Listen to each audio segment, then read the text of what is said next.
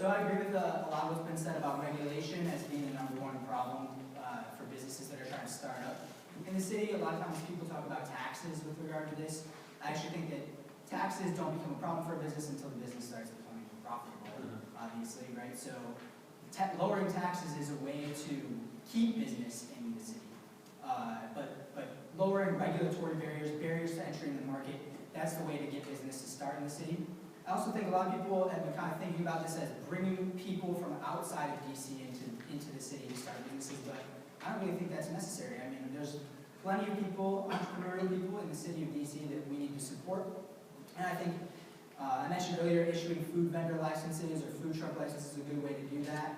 I also think that Uber, for example, is a company. I guess that's an example of a company that's come from out of the city.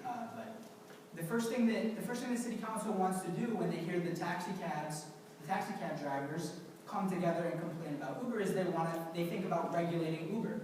The first thing that they should think about doing is deregulating the taxi cabs. It is unfair that the taxi cab drivers are under a regulatory system that Uber is not under.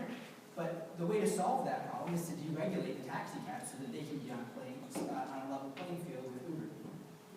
The last thing that I would propose is for regulations, especially new regulations that are proposed or that people want to bring onto the books or new regulatory agencies, I think we need a sunset clause at least every 1 or 2 years. Those regulations and those agencies need to be reauthorized.